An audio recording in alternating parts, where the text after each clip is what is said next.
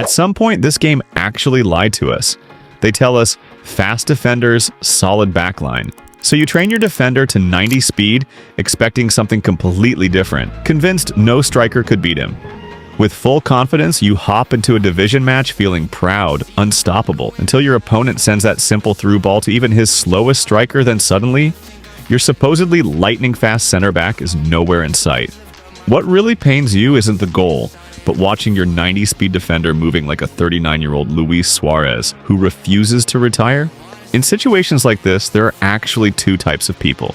Those who blame the script without any proper evidence, and those who dig deeper to actually understand what's happening. If you're the type in the second category, then this video was specifically made for you.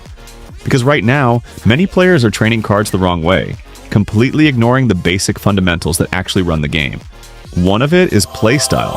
Now, eFootball has many misunderstood mechanics.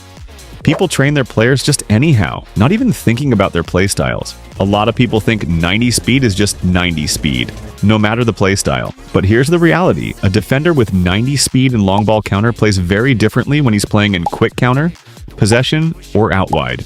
The truth is, training a player in a certain way doesn't automatically mean they'll perform at their best in every playstyle. In eFootball, this format does not work. Each playstyle that you use has its own tactical structure, player movement, and positioning logic. Because of this, some stats become less important in certain playstyles, while in other playstyles, those same stats are absolutely crucial.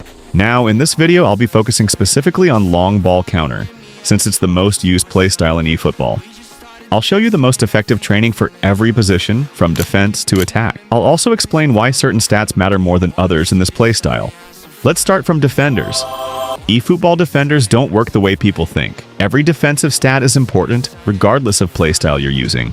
This is how the game is built. Konami locked defensive training for a reason. You can't downgrade awareness to boost engagement, or vice versa. You raise one, you raise them all. But here's the catch. Speed, acceleration, even passing can be tweaked in any way you like. However your defender actually performs depending on certain playstyles. These are the hidden factors that decide positioning, reactions, and decision-making in real matches. A very good way to understand this is by looking at speed and acceleration. Now, when it comes to long ball counter, the defensive line naturally sits very deep. In many cases, defenders are so deep that they almost camp inside their own box. This compact shape makes it very difficult for opponents to break through. Let's take a look at speed and acceleration. Speed refers to how fast a player can move when the ball is not under his control. It is the player's maximum running speed, usually reached after covering some distance. Acceleration, on the other hand, is how quickly a player can reach that top speed. It determines how sharp and explosive a player is in short distances. In a nutshell, speed is more effective for long-distance runs, while acceleration is for short distance. Now, let's take this scenario for an example. As you can see in this video comparing two runners covering the same track, you can see that at the start of the race, the man in red takes a sharp lead. Now, that's speed. But halfway through the middle of the race, the man in yellow begins to close the gap, overtakes him, and eventually wins. That's acceleration. In a football, this means that over short distances, the player with higher acceleration usually comes out on top against a player with higher top speed. So if you're using long ball counter, training your defenders to have higher acceleration is very important. For instance, if your defender has 90 speed and 70 acceleration, it's better to reduce speed and invest in acceleration. The ideal setup is to keep speed and acceleration in close values. It makes them more balanced, sharp, and very active on the pitch. Now, another stat that is also playstyle sensitive is stamina, which I'll talk about later in the video. Let's move on to the next position. Midfielders. For defensive midfielders, I won't be discussing about them, because their training is almost identical to defenders. In fact, many DMFs can comfortably play in the defensive role perfectly. Regardless of playstyle, defenders and defensive midfielders usually share very similar training profiles. Central midfielders. This is where you need to be more careful.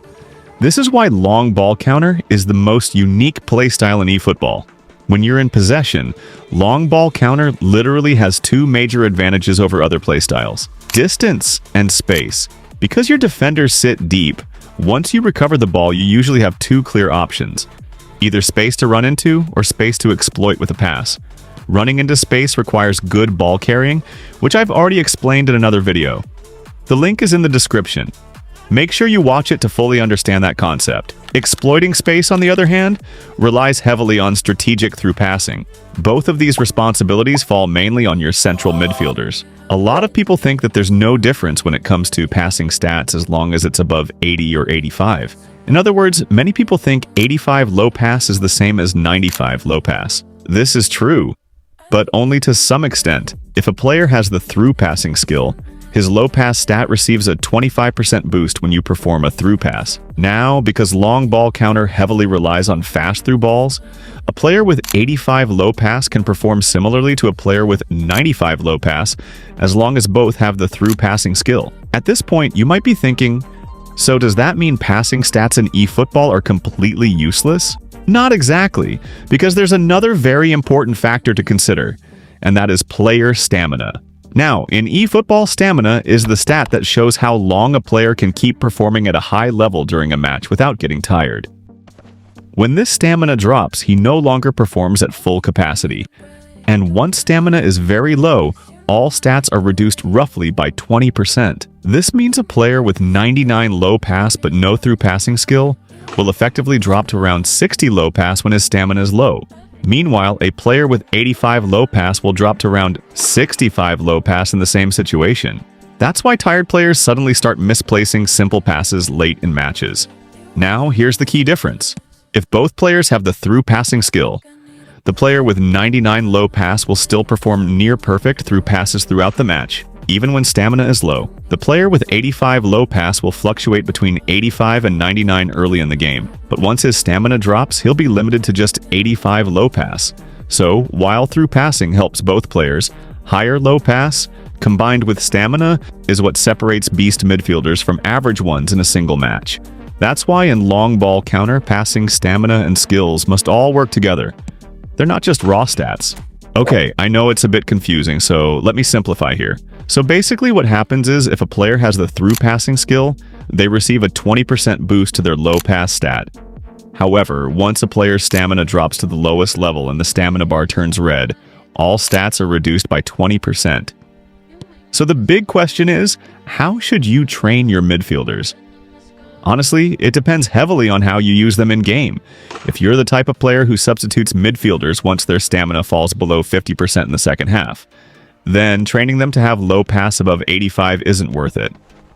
In that case, those points are better invested in other areas. However, if a midfielder has enough stamina to last the entire match without entering the red zone, then training their passing to 90+ is absolutely worth it, because they'll maintain elite passing performance throughout the game.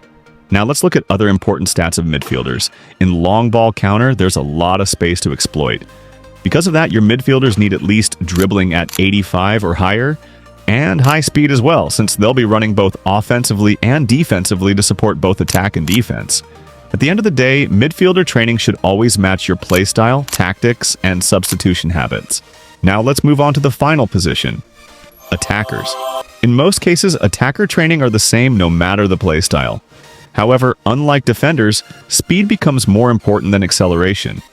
The reason is, since your defensive line sits very deep, your attackers must cover a lot of distance before getting into the opponent's box, making high speed very important. Apart from that, the rest of the stats stay the same regardless of playstyle. There's no perfect training formula in eFootball. What works for others may not work for you, simply because everyone plays differently. If you enjoyed this video, don't forget to give it a like and hit that subscribe button. See you in the next.